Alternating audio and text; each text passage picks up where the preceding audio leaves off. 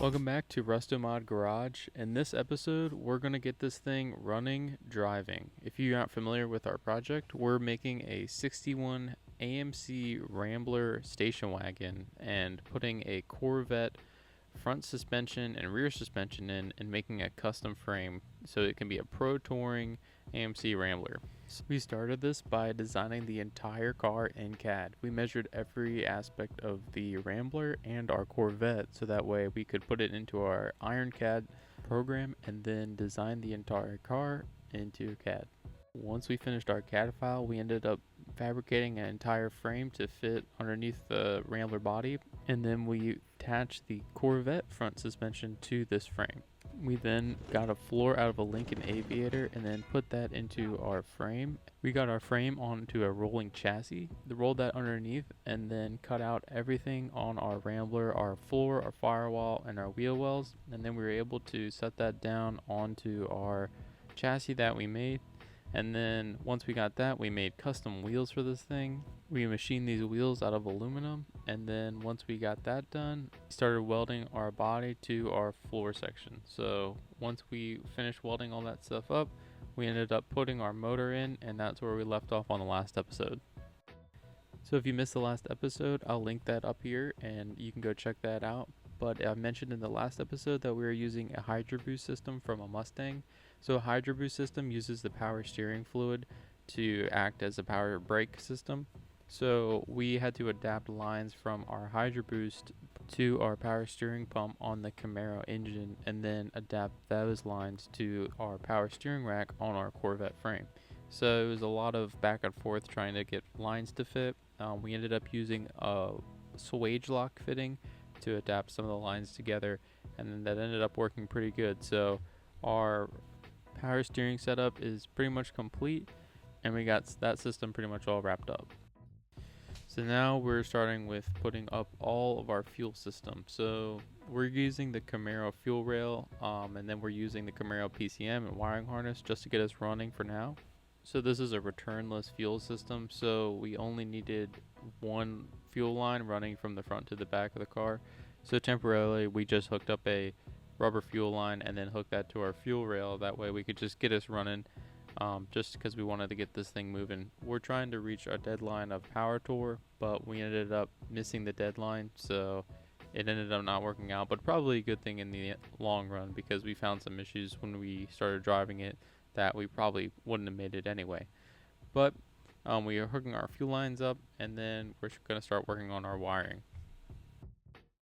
So we got the wiring in here temporary dash, start and run.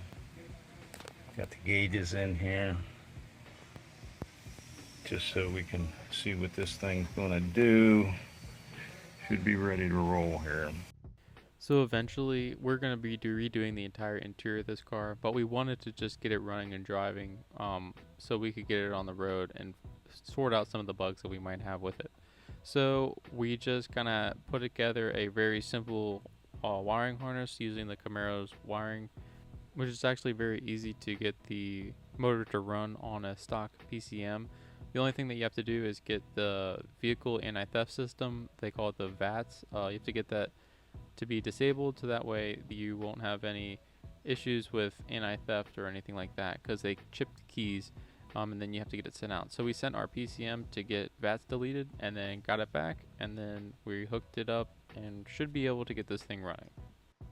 If you guys are looking to get an LS swap running on a stock harness, there's a bunch of good YouTube videos out there that can show you how to do it. Eventually, we ended up switching this whole entire wiring harness to a Holley terminator just because it gives us a little bit more control. We can see kind of what's going on. It's also a lot better if you're going to do a cam and injectors and stuff like that. You can tune it all on the fly a lot easier. So this motor had an intake cam already, so it had a tune in it, and it was tuned on HP tuners before, so we just kind of left it alone. But as we changed the headers and a little bit of other stuff, we ended up going with the Holley so we could kind of see where the motor was at. Yeah. Did it go on? Yeah, you got it on? Is it going up? Yeah, it shot up to 50 pounds. Hold on.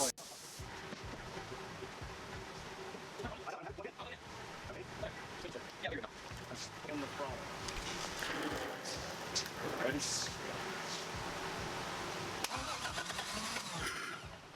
Fired. Good.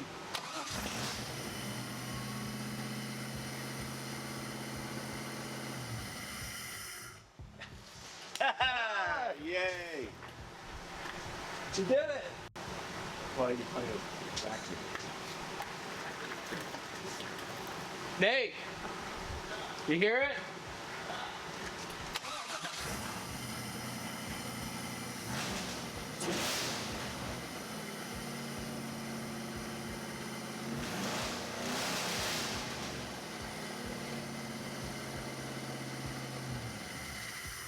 Alright, power steering. Huh? You need power steering fluid. We need the oil for it. You hear that little ticking?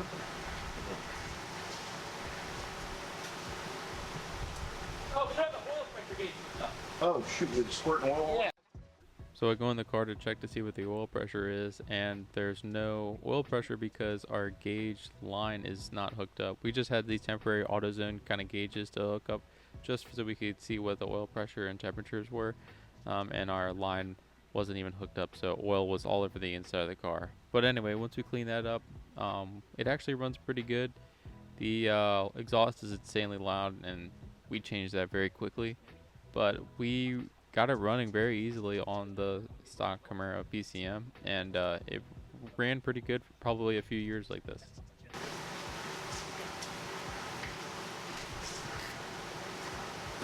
Ready?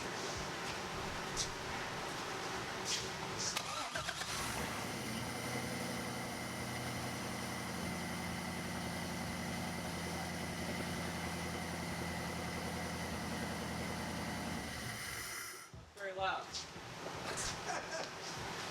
She's alive. So finally, after all this work and all this time, we were finally going to be able to drive this thing on the road. So we just kind of ratchet strapped our Camaro radiator to it, and then got everything kind of tied up just so it wouldn't drag on the ground. And we're going to drive this thing for the first time.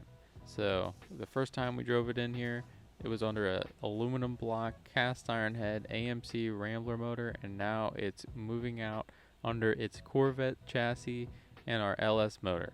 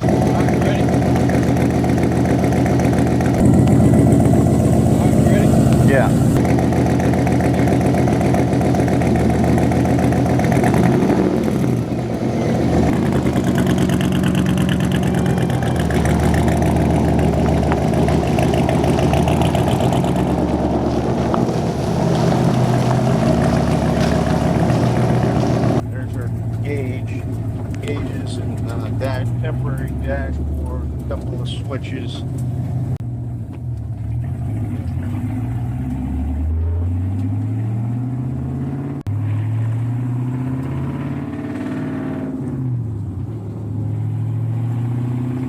Look at this clutch.